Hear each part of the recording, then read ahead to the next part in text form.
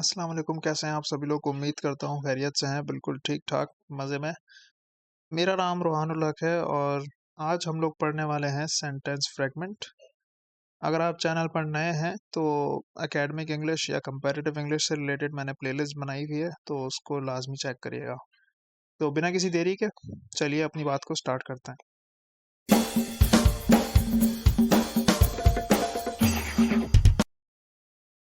अच्छा जी, तो सबसे पहली चीज़ें जो हमें पता होनी चाहिए वो ये कि एक सेंटेंस फ्रैगमेंट होता क्या है? और सेंटेंस फ्रैगमेंट के अंदर मौजूद कौन-सी ऐसी ख़ास बातें हैं जिनके बारे में हमें पता होना चाहिए। तो अ sentence fragment is always incomplete. ये बात आप हमेशा याद रखिएगा कि एक सेंटेंस फ्रैगमेंट जो होता है वो हमेशा इनकम्प्लीट होता है, ठीक है? यानी कभी भी ये मुकम्मल नहीं होगा, कुछ ना कुछ इसके अंदर ख़ामी रहेगी या कमी रहेगी, ठीक है? दूसरा पॉइंट ये है it may be missing a subject, a verb और बोथ। ऐसा बिल्कुल पॉसिबल है, मे बी का मतलब है कि पॉसिबल है, चांसेस हैं 50%, ठीक है? ऐसे बिल्कुल चांसेस हैं कि एक सेंटेंस फ्रैगमेंट के अंदर आपके पास या तो सब्जेक्ट नहीं होगा, या कभी-कभी वर्ब नहीं होगा, या कभी-कभी ऐसा भी हो सकता है कि ना सब्जेक्ट रहे ना वर्ब रहे, दोनों ही गायब हों, ठीक है? तो ये बात भी आप याद रखिएगा। थर्ड बात ये है कि अ sentence fragment can not stand on its own as a complete thought. एक सेंटेंस फ्रैगमेंट कभी भी खुद कहीं जगह पर फिट होकर, एडजस्ट होकर या खड़े होकर हमें मुकम्मल सोच या थॉट नहीं देगा, ठीक है? मतलब हमें कभी भी लाइक कंप्लीट सेंस या मीनिंग मिलेगा ही नहीं सेंटेंस फ्रैगमेंट की तरफ से। ये बात आप हमेशा याद रखिएगा, ठीक है? और इन सब का लिंक मैं अभी आगे बनाऊँगा तो आपको पूरी कहानी जो है वो क्लियर हो जाएगी। इसलिए अभी सिर्फ़ पॉइंट्स को अपने ज़हन पे रखिएगा। और ये है कि आप में से जो भी पहली बार मेरी क्लास ले रहा है, तो वो प्लीज़ कोशिश करें कि इन चीज़ों के नोट्स बना ले एक ही बार में, क्योंकि बार-बार लेक्चर को देखना एक बहुत मुश्किल काम है। तो खैर, यहाँ पे अब लिखा हुआ है अ sentence fragment is also considered a phrase if it lacks subject, verb या बोथ, ठीक है? एक चीज़ मैंने आपको पढ़ाई थी आज से कुछ टाइम पहले, फ्रेजेस एंड क्लॉजेस, और उसके अंदर मैंने आपको बताया था, या फिर मैंने आपको सब्जेक्ट वर्ब एग्रीमेंट भी पढ़ाया था और उसके अंदर मैंने आपको कंडीशन बताई थी।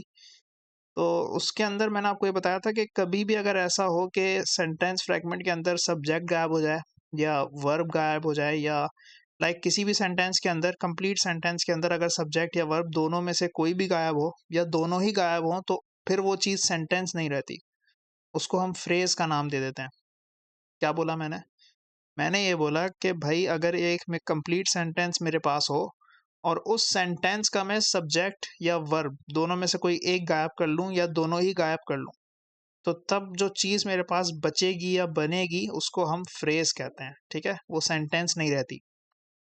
तो यही आपका पॉइंट नंबर 4, जी, पॉइंट नंबर 4 गिवन है, ठीक है? तो 5th जो पॉइंट है आपके पास वो ये है कि it lacks main verb, sorry main clause, ठीक है? तो मेन क्लॉज़ क्या होता है ये मैं अभी आगे बताऊँगा। बाकी लैक्स का मतलब ये कि उसमें उसकी कमी है, ठीक है? यानी सेंटेंस फ्रैगमेंट के अंदर मेन क्लॉज़ भी नहीं होता, ये बात हमेशा याद रखिएगा। और ऐसा, क्योंकि देखिए मैंने यहाँ पे मे बी का लफ्ज़ नहीं लगाया, तो ऐसा बिल्कुल पॉसिबल नहीं है यहाँ पे, बल्कि 100% गारंटीड है कि मेन क्लॉज़ होगा ही नहीं, ठीक है?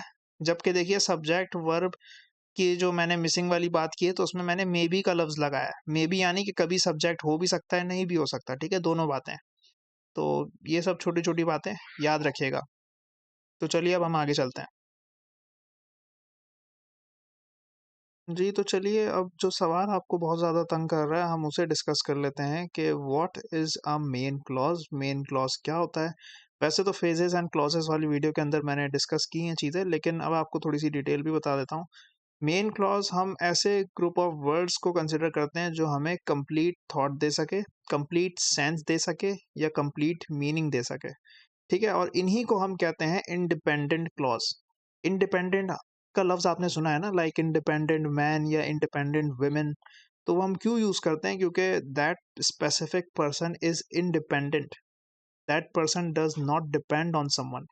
Same as it is, a clause when becomes independent, that clause is not dependent on any other thing. मतलब ये बना कि अगर एक क्लॉज भी इंडिपेंडेंट होगा तो इसका मतलब ये है कि वो भी खुद मुख्तार है भाई, वो किसी के ऊपर डिपेंड नहीं करता वो क्लॉज, ठीक है? ये वो क्लॉज है। और ये खुद ही कंप्लीट सेंस या मीनिंग देता है, इसको किसी और की ज़रूरत नहीं पड़ती, इसलिए हम इसको इंडिपेंडेंट कहते हैं, ठीक है? तो अब आपको एक बात तो क्लियर हुई होगी कि मेन क्लॉज़ को ही हम क्या कह सकते हैं, इंडिपेंडेंट क्लॉज़। तो जो बच्चे पुराने हैं और मेरी फ्रेजेस एंड क्लॉजेस वाली वीडियो देख चुके हैं, तो अब उनके ज़हनों में शायद एक सवाल आए कि अगर मेन क्लॉज़ को इंडिपेंडेंट क्लॉज़ कहते हैं, तो ये बात बहुत कॉमन है या बहुत जनरल है कि डिपेंडेंट क्लॉज़ का भी कोई दूसरा नाम होगा। जी हाँ, ऐसा बिल्कुल है। तो डिपेंडेंट क्लॉज़ का क्या नाम है? डिपेंडेंट क्लॉज़ को हम एक्चुअली कहते हैं सबऑर्डिनेट क्लॉज़। क्या कहते हैं? Subordinate clause. और ये दोनों बातें आप याद रखिएगा, आपसे अगर डायरेक्टली इनका नाम पूछ लिया जाए तो भी ठीक है, अगर दूसरा नाम पूछ लिया जाए तो भी ठीक है? मतलब दोनों चीज़ें आप ज़हन में रखिएगा। ये बहुत कॉमन नाम है और एग्ज़ाम वगैरह में इससे इनको मुखातिब किया जा सकता है, ठीक है? तो आप अपने ज़हन में रखिएगा। सेकंड सवाल जो बहुत ही मुझे कम लगता है कि लोगों के ज़हन में हो कि फ्रैगमेंट क्या होता है? ये जो सेंटेंस फ्रैगमेंट है, इस फ्रैगमेंट लफ्ज़ का मतलब ही क्या है? तो एक चीज़ तो अपने ज़हन में रखिएगा कि ये एक नाउन है, ठीक है? और नाउन के नीचे जो चीज़ मैंने बनाई है अजीब-सी, ये सिर्फ़ उनको समझ आ पाएगी जिन्होंने मेरी फ़ोनेटिक्स मास्टर क्लास की वीडियो देखी है, जिसमें मैंने फ़ोनेटिक्स के सिंबल्स वगैरह चीज़ों को थोड़ा-सा डिस्कस किया है, ठीक है? तो ये ख़ैर उसकी ट्रांसक्रिप्शन लिखे हुए हैं, यानी जब आप इसको प्रोनाउंस करेंगे, तो ये फ्रैगमेंट इस तरह बोलते हैं, ठीक है? साउंड आ रहा है, बीच में मैंने शुआ को हाइलाइट किया हुआ है, ठीक है? आप देख सकते हैं। तो ये सब ख़ैर मैं थोड़ा-थोड़ा करके पढ़ा चुका हूँ, आप अगर नए हैं तो आपको मेरे चैनल को चेक करना पड़ेगा।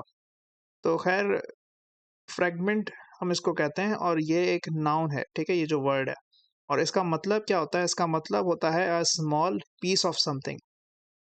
फ्रैगमेंट जो होता है वो किसी भी चीज़ का हो सकता है, ये बात ज़हन में रखिएगा, ठीक है? और यहाँ पे चूँकि हम सेंटेंस फ्रैगमेंट की बात कर रहे हैं, तो अब शायद आपके ज़हन में एक बात तो क्लियर हो गई होगी कि सेंटेंस के हिस्से को, यानी उसके छोटे-छोटे पीसेस को, उसके स्मॉल पीस को हम कहते हैं सेंटेंस फ्रैगमेंट, ठीक है? यानी एक बड़ा सेंटेंस और उसके छोटे-छोटे पीसेस। बात समझ आ रही है? और आपने थंबनेल में भी शायद देखा हो, मैंने थंबनेल थोड़ा, मुझे पता है बहुत वो स्टैंड आउट वाला थंबनेल नहीं है, बहुत लोकल सा थंबनेल है, लेकिन उसमें आई आई गेस सेंस तो क्लियर हो गया होगा कि सेंटेंस फ्रैगमेंट क्या मैं शो करना चाह रहा हूँ, ठीक है? तो यहाँ पे मेरा मतलब उसी से है। फ्रैगमेंट क्यों कह रहे हैं? क्योंकि हम हिस्सों की बात कर रहे हैं। एक ऐसी चीज़ की बात कर रहे हैं जो इनकम्प्लीट है, जो उसी का पार्ट है, ठीक है? अभी आगे मैं और डिटेल बताऊँगा तो आपको पूरी कहानी और क्लियर हो जाएगी। तो ख़ैर ये 2 बातें थी जो मैंने आपके साथ अभी डिस्कस की। तो चलिए अब आगे चलते हैं। अब हमें बात करनी है कि what are the types of sentence fragment. Sentence fragment की कितनी टाइप्स होती हैं, ठीक है? ये एक ऐसा लेक्चर है जो मैंने तो खुद एक्सपीरियंस किया है कि अकेडमीज़ वगैरह में नहीं पढ़ाया जाता, ठीक है? तो क्योंकि ज़रूरी नहीं समझते वो लोग समझते हैं कि शायद ये बहुत बच्चों वाला लेक्चर है, लेकिन मैं चाहता हूँ कि कोई चीज़ बच्चों वाली हो, अच्छी हो, बुरी हो, छोटी हो, बड़ी हो, हम वो सब डिस्कस करें ताकि हमें कहीं पे भी वो जो हल्का-सा एरर है ना, वो भी ना मिले, क्योंकि कॉम्पिटिटिव एग्ज़ाम्स में आपको इन सब चीज़ों का ख़्याल रखना पड़ता है। ख़ैर बात लंबी ना हो, अभी हम डिस्कस करते हैं। पहली चीज़ ये कि एक चीज़ होती है फ्रेज़ फ्रैगमेंट, जिसको हम ट्रू फ्रैगमेंट भी कहते हैं। दूसरी चीज़ होती है क्लॉज़ फ्रैगमेंट, जिसको हम फ़ॉल्स फ्रैगमेंट भी कहते हैं। अब एक को ट्रू कह रहे हैं, दूसरे को फ़ॉल्स कह रहे हैं, ऐसा क्यों है? वो आपको अभी पता चल जाएगा। ख़ैर इनका मेन नाम याद रखिएगा, इनका मेन या एक्चुअल नाम जो है वो फ्रेज़ फ्रैगमेंट और क्लॉज़ फ्रैगमेंट है, ठीक है? तो सबसे पहले डिस्कस कर लेते हैं कि व्हाट इज़ फ्रेज़ फ्रैगमेंट।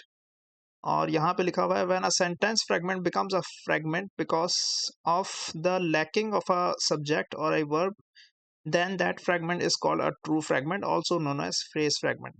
तो अब ज़रा ज़हन में एक बात बिठाइए, अभी जो मैंने पीछे आपको चीज़ बताई। पीछे मैंने आपको ये बताया कि कभी भी किसी सेंटेंस में से अगर आप सब्जेक्ट या वर्ब निकाल दें, तो उसको हम फ्रेज़ कहते हैं, ठीक है?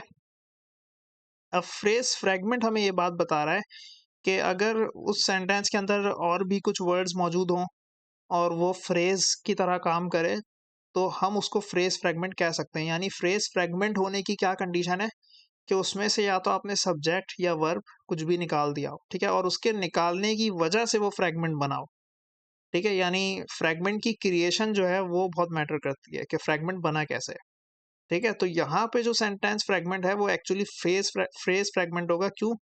क्योंकि उसमें से हमने या तो सब्जेक्ट निकाला है या वर्ब निकाला है या दोनों ही निकाल दिए, ठीक है? तो ये बात आप बहुत अपने जहन में फिट रखिएगा। और अब हम इसकी एग्जाम्पल देख लेते हैं ताकि बात थोड़ी सी और क्लियर हो जाए। जैसा कि यहाँ पे मैं बोल रहा हूँ आपसे, is having a snack downstairs. ठीक है, ये मैंने बस एक बात कर दी, is having a snack downstairs, और नीचे मैंने फुल स्टॉप लगाया। फिर अब इसमें मुझे बताइए, कुछ आपको लग रहा है कि कुछ इनकम्प्लीट सा है, कुछ कंप्लीट नहीं है? Is having a snack downstairs. चलिए हम थोड़ा सा फंक्शनल वे में एक एक करके चीज़ों को देखते हैं। तो इज जो है आपका यहाँ पे, ये आपका है हेल्पिंग वर्ब। ठीक है, इतना कॉन्सेप्ट तो आई गेस आपका होगा इज एम आर का। और अगर इज यहाँ पे आपका हेल्पिंग वर्ब है, तो आगे ये जो हैव इस्तेमाल हो रहा है, तो ये आपका होगा मेन वर्ब। और मेन वर्ब में भी अगर मैं थोड़ा सा स्पेसिफिक हो जाऊं, तो ये आपका है एक्शन वर्ब।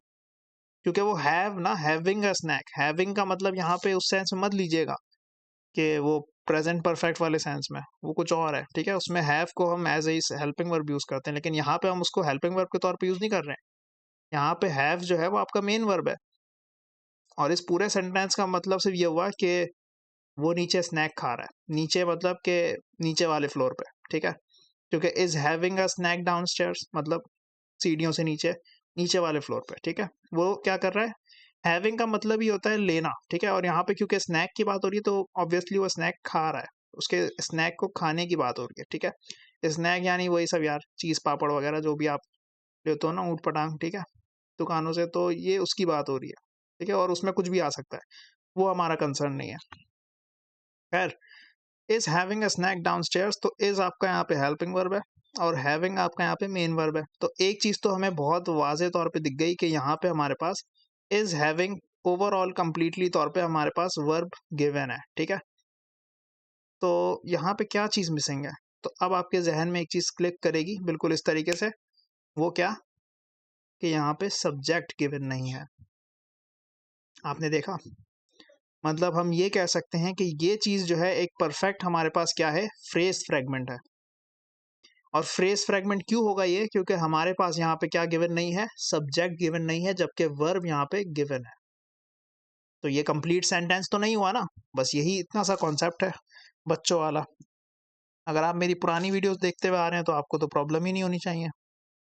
बट अगर आप नए हैं तो कोई प्रॉब्लम नहीं है, तब भी आपको इतना तो समझ आ गया होगा कि मैंने शुरू से क्या बताया आपको।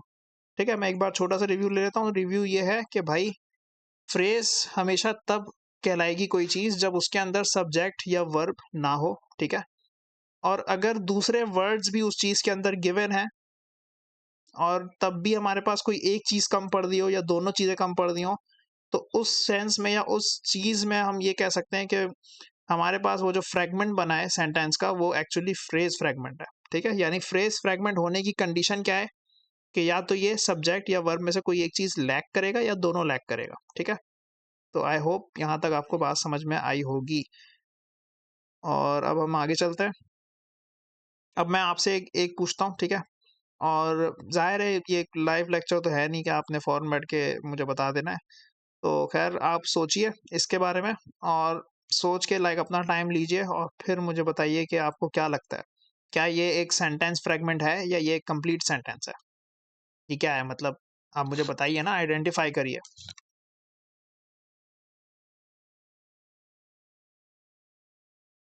कुछ आ रहा है जहनों में आपके, या मैं बता दूं? ऑब्वियसली मुझे तो बताना ही है, पता नहीं मैं क्यों इस तरह एक्ट कर रहा हूँ। खैर, आई होप किसी ने तो लाइक सोचा होगा, कुछ ना कुछ किया होगा, अपने पास जहन बना लिया होगा कि नहीं भाई ये सेंटेंस है या ये सेंटेंस फ्रेगमेंट है। तो खैर मैं आपकी जानकारी के लिए चीज़ों को मेंशन कर देता हूँ। यहाँ पे आपका बशीर जो है ये आपका सब्जेक्ट है। ठीक है, जिसने सोचा सही सोचा। आपका हैविंग जो है ये आपका यहाँ पे मेन वर्ब है और एक्शन वर्ब है, ये बात ध्यान में रखिएगा। ठीक है, तो अब आप सोच रहे होंगे कि ये एक कंप्लीट सेंटेंस है। तो जो लोग सोच रहे हैं कि ये कंप्लीट सेंटेंस है, वो ये गलत सोच रहे हैं, क्योंकि आपके पास यहाँ पे जो चीज़ मिसिंग है वो है हेल्पिंग वर्ब।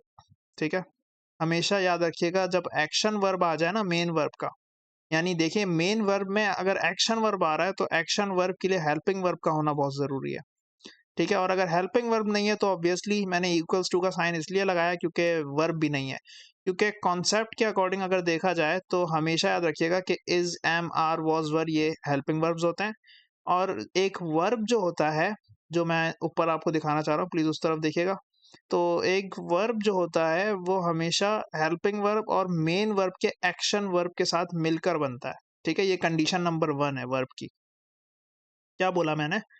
मैंने आपसे ये बोला कि कभी भी ऐसा नहीं होगा कि हेल्पिंग वर्ब आ जाए और एक्शन वर्ब गायब हो जाए, ठीक है? मेन वर्ब में, तो ये गलत हो जाएगा। या कभी भी ऐसा नहीं होगा कि मेन वर्ब का एक्शन वर्ब आ जाए और हेल्पिंग वर्ब गायब हो जाए, ठीक है?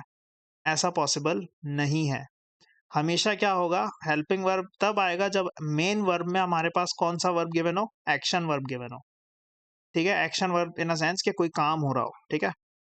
और दूसरी कंडीशन भी याद रखिएगा, वो ये होती है कि उसमें हमारे पास सिर्फ स्टेट वर्ब आ जाए एज अ मेन वर्ब, ठीक है?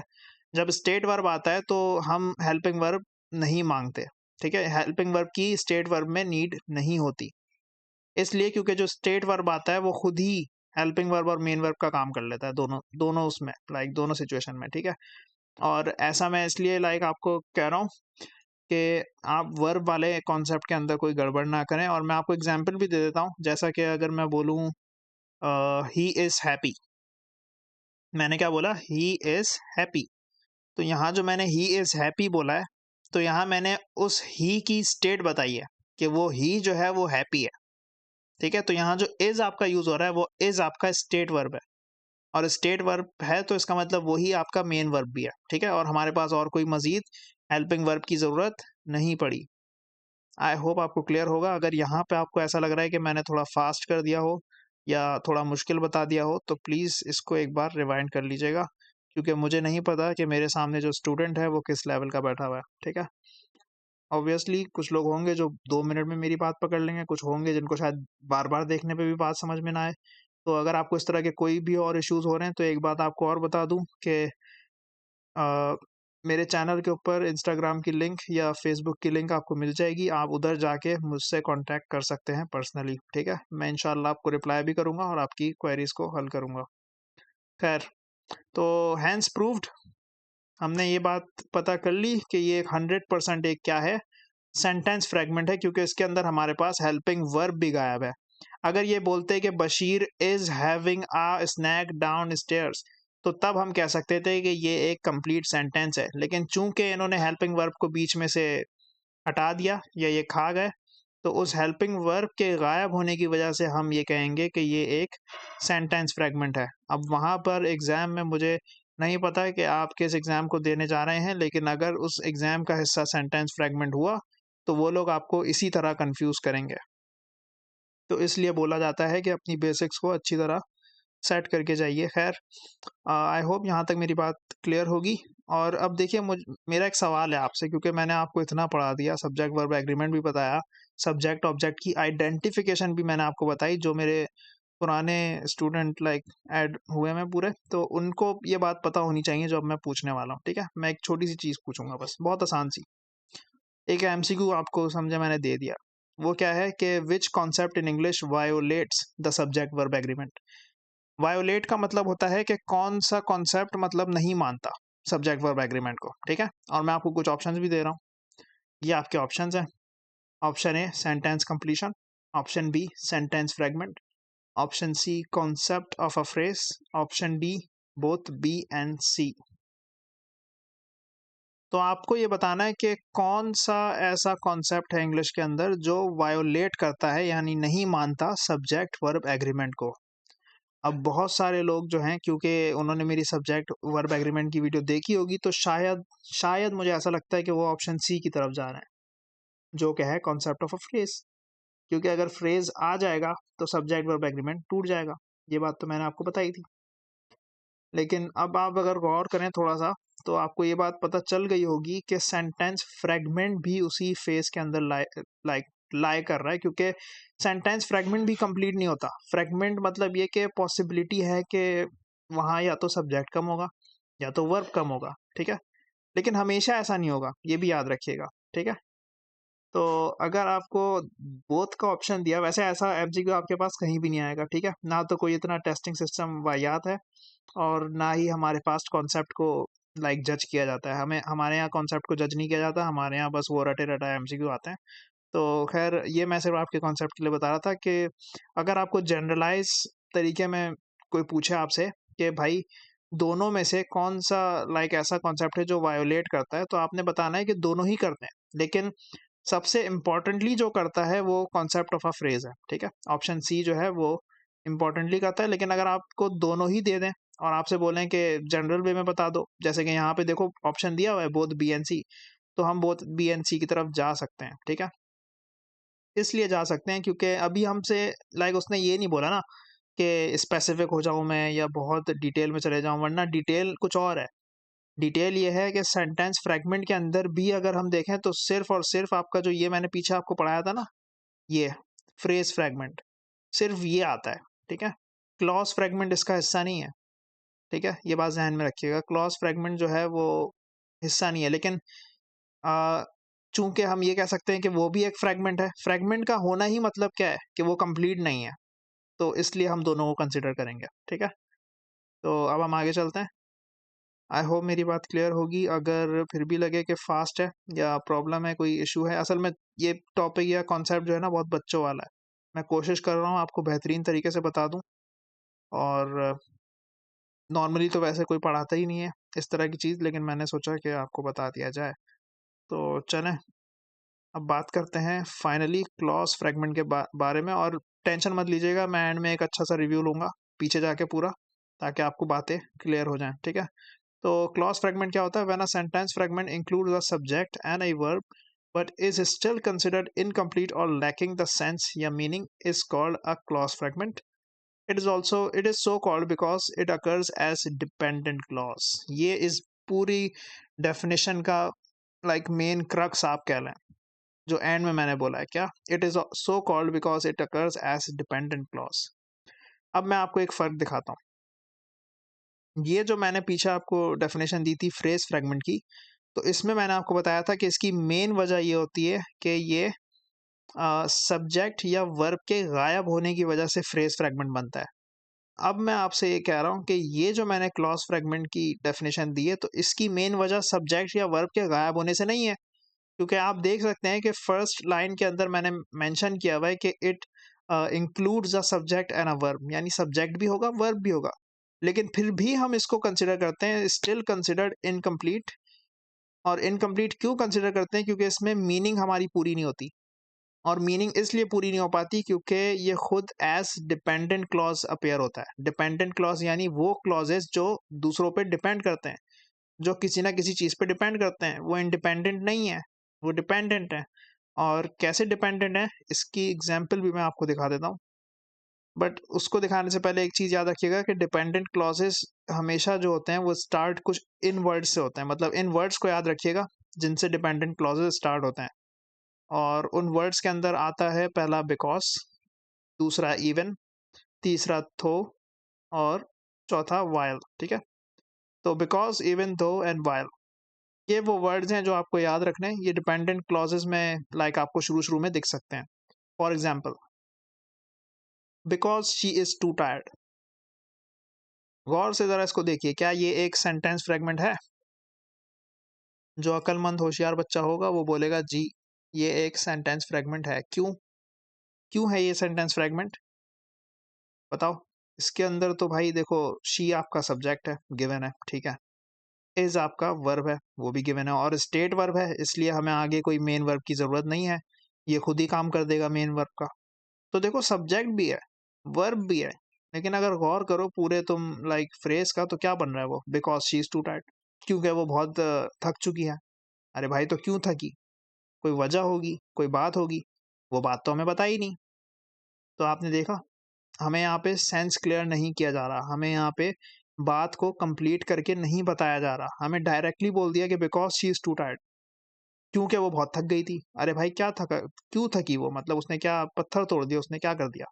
कुछ तो मेंशन्ड होगा ना, तो यहाँ मेंशन्ड ही नहीं है।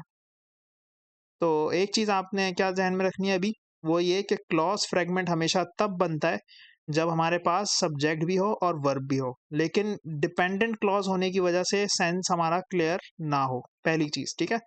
दूसरी चीज़ ये कि डिपेंडेंट क्लॉजेस के अंदर हमें ये बात पता होनी चाहिए कि जब भी हमारी स्टार्टिंग होगी, तो उसके अंदर कुछ इस तरह के वर्ड्स आ सकते हैं जिनके अंदर बिकॉज, इवन, दो और वाइल शामिल हैं, ठीक है? आई होप यहाँ तक चीज़ें बहुत परफेक्ट रही होंगी। अब हम आगे चलते हैं और थोड़ी बहुत बात हमें और करनी है अभी। तो अब ये आपके सामने मैंने एक और एग्जांपल दे दी है, when we have a nice weather. अब इसको ज़रा गौर से देखिए, इसके अंदर हैव जो है वो आपका वर्ब है और वी जो है वो आपका सब्जेक्ट है। तो सब्जेक्ट भी गिवन है, वर्ब भी गिवन है, और यहाँ पे हैव जो है वो वैसा यूज़ हो रहा है, वो टेंस की सेंस में यूज़ नहीं हो रहा। आप उसको प्रेजेंट परफेक्ट की सेंस में मत ले लीजिएगा, क्योंकि प्रेजेंट परफेक्ट में हमें ये बात पता है कि हैव को हम हेल्पिंग वर्ब के तौर पे यूज़ करते हैं और फिर उसके आगे जो मेन वर्ब आता है वो थर्ड फॉर्म में आता है। ये बात तो पता है ना आपको? तो इतना कॉन्सेप्ट होना चाहिए टेंसेस का, इसलिए मैंने बोला, ठीक है? तो खैर, when we have a nice weather, अब इसके अंदर वी सब्जेक्ट है और हैव आपका वर्ब गिवन है, ठीक है? तो क्या ये सेंटेंस कंप्लीट है? बिल्कुल भी नहीं। तो फिर ये सेंटेंस तो हुआ ही नहीं ना, फिर तो ये सेंटेंस फ्रेगमेंट हो गया। जी हाँ, आपका ये सेंटेंस फ्रेगमेंट है, क्योंकि पीछे मैंने आपको बताया कि डिपेंडेंट क्लॉजेज हैं और ये सारे के सारे इस तरह के वर्ड्स से स्टार्ट हो सकते हैं। पीछे मैंने बिकॉज से स्टार्ट कराया था, यहाँ मैंने व्हेन से करा दिया, ठीक है? तो व्हेन को भी आप इंक्लूड कर लीजिएगा उन वर्ड्स के अंदर जो डिपेंडेंट क्लॉज को शो करते हैं। मतलब डिपेंडेंट का मतलब ही क्या है? ये किसी चीज़ पे डिपेंड करता है। अब हम बोल रहे हैं यहाँ पे कि when we have a nice weather, जब हमारे पास एक शानदार मौसम होगा। अरे भाई, तो जब लगा दिया तो मतलब कुछ होगा, तो जब ये ऐसा होगा ना, मतलब कोई पीछे आनी चाहिए ना चीज़ जिसकी वजह से हम ये बात कर रहे हैं, ठीक है? तो वो चीज़ नहीं आ रही। तो इस वजह से हम कह सकते हैं कि थॉट जो है वो इनकम्प्लीट है, और चूंकि हमारी थॉट इनकम्प्लीट है तो हमें ये बात पता है कि ये चीज़ सेंटेंस फ्रेगमेंट है। तो अब आप में से कोई उठेगा और बोलेगा कि okay sir, we got your point, but can you please show us an example of how a complete sentence looks like. अब आप इतनी देर से बैठ के तकरीर कर रहे हैं कि सेंटेंस फ्रेगमेंट ये होता है, सेंटेंस फ्रेगमेंट में फलाना ढिमकाना चीज़ होगी नहीं होगी, वो बात हमें समझ आ गई। लेकिन क्या आप हमें एक एग्जाम्पल दिखा सकते हैं कि सेंटेंस कंप्लीट कैसे होगा, या एक कंप्लीट सेंटेंस दिखेगा कैसे? हमें थोड़ा उसका भी नमूना दिखा दीजिए। तो ये लीजिए, अब आपके सामने मैंने लिखा है we should go to the beach when we have a nice weather. अब बात जरा गौर करें, अब ये जो मैंने when we have a nice weather बोला, ये आधी बात थी, लेकिन अब मैंने उसके पीछे एक कंडीशन डाल दी कि हमें बीच पे जाना चाहिए जब हमारे पास एक अच्छा वेदर, मतलब एक अच्छा वेदर या एक अच्छा मौसम होगा। तो अब मैंने एक बात डाल दी ना कि हमें बीच पे जाना चाहिए। कब जाना चाहिए? जब हमारे पास वेदर अच्छा होगा। तो यहाँ हम कह सकते हैं कि ये हमारा एक कंप्लीट सेंटेंस है जिसके अंदर आपका ये जो व्हेन वी हैव नाइस, मैंने मिस कर दिया, सॉरी, तो ऐड कर लीजिएगा when we have a nice weather, ठीक है? ये चीज़ आपकी सेंटेंस फ्रेगमेंट है, ठीक है? यानी ये पूरे सेंटेंस का एक हिस्सा है। अब आपको बात समझ आई? पीछे जो मैंने बात की थी, यहाँ पे की थी, मैं दिखा देता हूँ। ये रही, मैंने क्या बोला? A small piece of something. Fragment क्या होता है? किसी चीज़ का छोटा सा हिस्सा। तो ये रहा आपका सेंटेंस, और इस सेंटेंस के अंदर आपका ये जो when we have a nice weather है ना, ये एक छोटा हिस्सा है उस पूरे सेंटेंस का।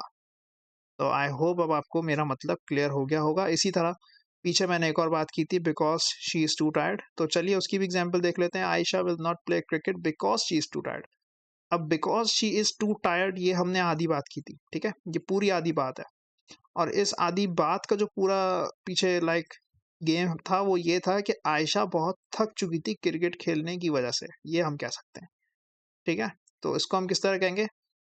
आयशा क्रिकेट नहीं खेलेगी, सॉरी, क्रिकेट खेलने की वजह से नहीं, मैंने क्या बोल दिया? I take my words back. मतलब यहाँ पे ये है कि आयशा क्रिकेट नहीं खेलेगी, Ayesha will not play cricket because she is too tired. Ayesha cricket नहीं खेलेगी क्योंकि वो बहुत थक चुकी है, ठीक है? तो आई होप यहाँ तक मेरी बात आपको क्लियर रही होगी। मैंने आपको क्लॉज फ्रैगमेंट बता दिया, मैंने आपको एक कॉन्सेप्ट भी क्लियर कर दिया छोटा सा, और मैंने आपको ये भी बता दिया कि फ्रेज फ्रैगमेंट क्या होता है। यानी हमने सेंटेंस फ्रैगमेंट को समझा, हमने उसके अंदर मौजूद छोटे छोटे कॉन्सेप्ट को समझा, और हमने ये भी समझा कि सेंटेंस फ्रैगमेंट की कितनी टाइप्स होती हैं और उन टाइप्स में क्या फ़र्क है, ठीक है? तो सेंटेंस फ्रैगमेंट के ये पॉइंट्स मेन हैं जो आपको याद होने चाहिए, पता होने चाहिए। याद इन अ सेंस कि आप रट के ना बैठिएगा, याद इन अ सेंस कि आपको इसका कॉन्सेप्ट आता हो अब, ठीक है? मेन क्लॉज क्या होता है और फ्रैगमेंट का मतलब क्या है, मैंने क्लियर किया। टाइप्स ऑफ सेंटेंस फ्रैगमेंट में मैंने आपको बताया कि ट्रू फ्रैगमेंट उसको क्यों कहते हैं, इस वजह से क्योंकि उसमें या तो सब्जेक्ट गायब या तो वर्ब गायब, इसलिए वो ट्रू फ्रैगमेंट है और इसीलिए उसको फ्रेज फ्रैगमेंट भी कहते हैं, क्योंकि फ्रेज का मतलब ही ये है कि या तो सब्जेक्ट नहीं होगा या तो वर्ब नहीं होगा, ठीक है। और क्लॉज फ्रैगमेंट का जो कॉन्सेप्ट है वो ये है कि क्लॉज कह ही इसीलिए रहे हैं क्योंकि उसके अंदर सब्जेक्ट भी है, वर्ब भी है, लेकिन सेंस क्लियर नहीं है। और सेंस क्यों क्लियर नहीं है? क्योंकि ये खुद जो होते हैं वो डिपेंडेंट क्लॉजेस की तरह अपेयर होते हैं, ठीक है। और उसको मैंने बहुत डिटेल में बताया। आई होप मेरी बातें यहाँ तक क्लियर होंगी। अब मुझे बहुत ही छोटी सी बात करनी है और उसके बाद हम अपने लेक्चर को ख़त्म करेंगे। Okay, now here comes the million dollar question. अब आपका क्वेश्चन जो है वो ये होगा कि भाई जब सेंटेंस फ्रेगमेंट इतना बेकार है और इसका सेंस भी क्लियर नहीं है, इसका कोई यूजेज भी नहीं है, फिर मतलब लाइक ये इतना इंपॉर्टेंट नहीं है, फिर इसका यूज़ क्या है? मतलब आपका सवाल यही यूज़ के ऊपर बनेगा कि यूज़ क्या है जब इतनी इंपॉर्टेंस ही नहीं है इसकी कोई। ये हर जगह कुछ ना कुछ खा जाता है या गायब हो जाता है, तो भाई ज़हन में रखिएगा। इसको हम एज़ लिटरेरी डिवाइसेस के तौर पे भी यूज़ करते हैं, यानी लिटरेचर के अंदर सेंटेंस फ्रैगमेंट जो है वो थोड़ा-सा एम्फेसिस डालने के लिए या रिदम या स्टाइल बनाने के लिए यूज़ होता है, ठीक है? यानी एम्फेसिस इन अ सेंस कि अपनी बात पे जब हमें उसको ज़ोर देना हो ना, उसकी इंटेंसिटी बढ़ानी हो, तो हम सेंटेंस फ्रैगमेंट का यूज़ करते हैं लिटरेचर के अंदर, ठीक है? बस ये आपकी लाइक नॉलेज के लिए है, इसका आपके कॉन्सेप्ट से कोई ताल्लुक नहीं है, तो मैंने इसलिए सोचा यूसेज भी आपको बता दूँ। दूसरा ये कि हेडलाइंस या टाइटल्स जो होते हैं न्यूज़ेस के, उसके अंदर सेंटेंस फ्रैगमेंट जो है वो कन्वे करता है मैसेज को बहुत छोटे तरीके से। आप देखते हैं ना, न्यूज़ वगैरह आ रही होती है तो उसके अंदर लंबी चौड़ी बात नहीं हुई होती, उसके अंदर शॉर्ट शॉर्ट बातें हुई होती हैं, ठीक है। इंग्लिश न्यूज़ेस के अंदर भी आप देखिएगा सेंटेंस फ्रैगमेंट का यूज़ करते हुए अपनी बात को कन्वे किया जा रहा होता है, इसलिए हम कहते हैं कि हेडलाइंस या टाइटल्स वगैरह में सेंटेंस फ्रैगमेंट को यूज़ किया जाता है। तीसरा जो है वो आपका है इनफॉर्मल राइटिंग। इनफॉर्मल राइटिंग के अंदर ये होता है कि जैसे अगर हम कोई बात कर रहे हैं फ़ोन पे बैठ के या कुछ भी लाइक इनफॉर्मल बात किसी को लिख रहे हैं, जैसे कि फ़र्ज़ कर लीजिए मैंने उसको बोला, उसने मेरे मुँह पे चमाड़ मारा।